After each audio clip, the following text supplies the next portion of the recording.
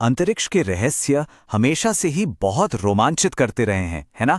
आज के इस खास विश्लेषण में हम भारत के एक ऐसे ऐतिहासिक स्पेस मिशन की बात करेंगे जिसने सिर्फ हमारे देश के विज्ञान की ही दिशा नहीं बदली, बल्कि पूरी दुनिया का चांद को देखने का नजरिया ही बदल कर रख दिया।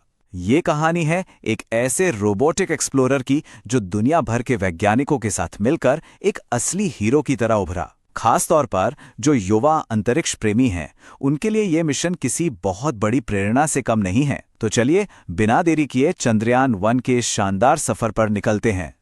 इस सफर में हम कुछ खास पड़ावों से गुजरेंगे, जैसे भारत की पहली चंद्र उपलब्धि, फिर चंद्र कक्षा तक का वो मुश्किल सफर, वहां के खतरनाक माहौल का डटकर सामना, अलग अलग देशों के उपकरणों का एक साथ काम करना, उस ऐतिहासिक पानी की खोज, और आखिर में जानेंगे कि कैसे इसने भविष्य के मून मिशन के लिए एक ब्लूप्रिंट तैयार किया। तो शुरुआत करते हैं हमारी पहली बड़ी उपलब्धि से। आखिर इस मिशन का आइडिया आया कहां से? बात है 1999 की, जब इंडियन एकेडमी ऑफ साइंसेज की एक मीटिंग में पहली बार चांद पर जाने का विचार सामने आया था, और फिर 2003 आते आते इसे हरी झंडी भी मिल गई। ये भारत के अंतरिक्ष कार्यक्रम के लिए कोई छोटी बात नहीं थी। भारतीय अंतरिक्ष अनुसंधान संगठन यानी इसरो ने इस कमाल के रोबोटिक एक्सप्लोरर को बनाने के लिए दिन रात अपनी ही तकनीक पर रिसर्च की और उसे हकीकत में बदल दिया। मिशन का जो पूरा स्ट्रक्चर था वो एकदम सटीक था। इतने बड़े और जटिल ऑपरेशन को 3 बहुत ही साफ हिस्सों में बांटा गया था। पहला, पृथ्वी से सफल लॉन्च। दूसरा, चांद की कक्षा या ऑर्बिट में सुरक्षित एंट्री। और तीसरा, एक छोटे से प्रोब को सीधे चांद की सतह पर क्रैश करवाना। सुनने में शायद ही आसान लगे, लेकिन सच मानिए ये इंजीनियरिंग का एक बहुत बड़ा और हैरान करने वाला अजूबा था। और इसी साहसिक कदम के साथ इसरो चांद की सतह तक पहुंचने वाली दुनिया की सिर्फ 5वीं राष्ट्रीय स्पेस एजेंसी बन गई। 14 नवंबर 2008 ये वो दिन था जो इतिहास के पन्नों में हमेशा के लिए सुनहरे अक्षरों में दर्ज हो गया, क्योंकि उस दिन भारत का झंडा पहली बार चांद की सतह को छू रहा था। सोचकर ही गूज़बम्स आ जाते हैं। अब आते हैं चांद की कक्षा तक के सफर पर। यह कोई सीधा हाईवे नहीं था। सीधे चांद की तरफ रॉकेट दागने के बजाय मिशन कंट्रोल ने एक बहुत ही चतुर और साइंटिफिक तरीका अपनाया, जिसे हम कक्षीय स्लिंग शॉट कहते हैं। 22 अक्टूबर 2008 को लॉन्च के बाद चंद्रयान-1 ने 21 दिनों तक लगातार पृथ्वी के चारों तरफ चक्कर लगाए, और हर चक्कर के साथ इसके लूप्स बड़े होते गए।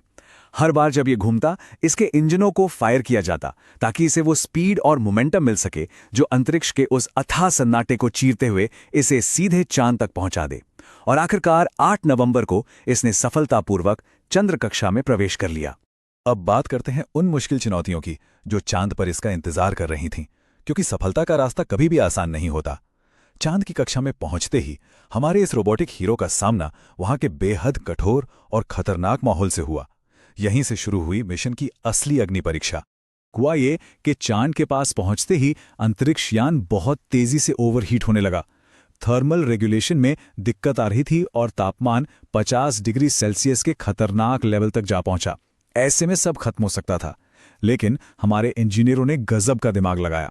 उन्होंने बहुत ही क्रिएटिव तरीके से यान की कक्षा को 100 किलोमीटर से बढ़ा के 200 किलोमीटर कर दिया, और तापमान को कंट्रोल करने के लिए प्रोब को 20 डिग्री तक घुमा दिया। ये सच में प्रॉब्लम सॉल्विंग का एक मास्टर क्लास था। लेकिन मुसीबतें यहीं खत्म नहीं हुई। यहां एक बहुत बड़ा सवाल खड़ा हो गया कि बिना स्टार ट्रैकर के नेविगेट कैसे करें। दरअसल अत्यधिक रेडिएशन और भयानक गर्मी की वजह से करीब 9 महीने बाद यान का मेन नेविगेशन सेंसर, जिसे स्टार ट्रैकर कहते हैं, उसने काम करना ही बंद कर दिया। अब बिना नेविगेशन के स्पेस में यान का अंधा हो जाना तो तय था। पर टीम ने हार नहीं मानी। उनकी सूझबूझ और दूरदर्शिता ने मिशन को बचा लिया। उन्होंने तुरंत एक बैकअप प्रोसीजर का इस्तेमाल किया, जहां सूर्य और पृथ्वी की दिशा का इस्तेमाल करके यान के 3 एक्सिस जायरोस्कोप को अपडेट किया गया। इस तरह की स्मार्ट इंजीनियरिंग ने एक लगभग खत्म हो चुके मिशन में फिर से जान फूंक दी। आगे बढ़ते हैं और देखते हैं कि कैसे दुनिया भर के उपकरणों ने मिलकर काम किया। देखिए, अंतरिक्ष की खोज कोई ऐसा काम नहीं है जो अकेले किया जाए। ये एक बहुत बड़ा टीम वर्क होता है। और हमारे अंतरिक्षयान में सिर्फ भारत के ही नहीं, बल्कि दुनिया भर के साथी देशों के उपकरण भी मौजूद थे। सब मिलकर विज्ञान की सीमाओं को आगे बढ़ा रहे थे। इस यान में कुल 11 उपकरण थे, जिनमें से 6 दूसरे देशों से आए थे। अमेरिका की नासा, यूरोपियन स्पेस एजेंसी और बुल्गारिया जैसे देशों ने अपनी बेस्ट टेक्नोलॉजी को इस एक प्लेटफॉर्म पर ला खड़ा किया। और इस शानदार ग्लोबल टीम वर्क का एक ही मकसद था, चांद के उन अनसुलझे रहस्यों से पर्दा उठाना। अब आते हैं इस मिशन के सबसे रोमांचक और ऐतिहासिक हिस्से पर, पानी की खोज। ये वो पल था जब मून इम्पैक्ट प्रोब यानी MIP को मदरशिप से अलग किया गया, और इसी पल ने एक ऐसा साइंटिफिक खजाना दुनिया के सामने रखा जिसने सबको हैरान में डाल दिया। जरा उस सीन की कल्पना कीजिए। सतह से 100 किलोमीटर ऊपर इम्पैक्ट प्रोब मुख्य यान से अलग होता है और चांद के दक्षिणी ध्रुव के शैकल्टन क्रेटर की तरफ 30 मिनट के फ्री फॉल में तेजी से गिरने लगता है।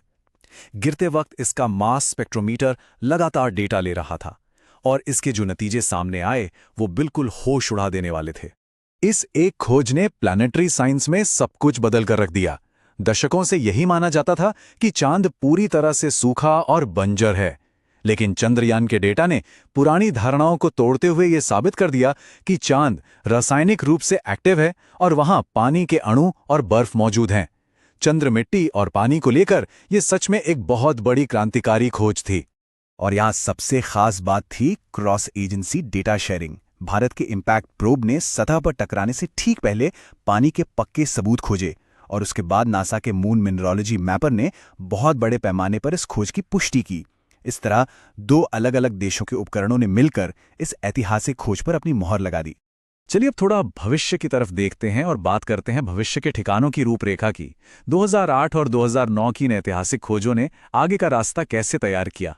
चंद्रयान 1 के ये नतीजे आज हमें ये उम्मीद देते हैं कि भविष्य में जब इंसान चांद पर जाएगा तो उसके वहां रहने और सरवाइव करने के चांसेस बहुत ज्यादा होंगे।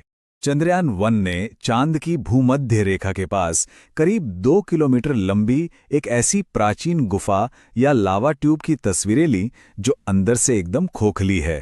अंतरिक्ष के उस खतरनाक रेडिएशन और उल्कापिंडों की लगातार होने वाली बारिश से बचने के लिए भविष्य के एस्ट्रोनॉट्स के लिए ये जगह एक बेहतरीन और सुरक्षित नेचुरल शेल्टर बन सकती है। और सबसे बड़ी उम्मीद की किरण है ये नंबर। चांद के उत्तरी ध्रुव के पास हमेशा अंधेरे में रहने वाले क्रेटर्स में रडार सिस्टम ने करीब 60 करोड़ मीट्रिक टन पानी, बर्फ होने का अनुमान लगाया है। इतने बड़े पैमाने पर खनिजों और संसाधनों की ये मैपिंग लंबी अवधि वाले मून मिशंस के लिए एक लाइफलाइन का काम करेगी। अगर इस पूरी महाकाव्य जैसी यात्रा को समेटें तो ये एक बहुत ही प्रेरणा देने वाली कहानी है। एक ऐसा मिशन जो बहुत ही सीमित बजट में शुरू हुआ, उसने भारत के डीप स्पेस प्रोग्राम की एक मजबूत नींव रख दी, खतरनाक थर्मल चुनौतियों और तकनीकी कमियों को मात दी, चांद पर पानी की मौजूदगी का लोहा मनवाया, रहने लायक प्राचीन गुफाएं खोजीं और पूरी दुनिया को यह दिखा दिया कि जब साइंस के लिए अलग अलग देश एक साथ आते हैं तो कोई भी मंजिल दूर नहीं होती। चंद्रयान 1 ने अपना काम बहुत ही शानदार तरीके से किया।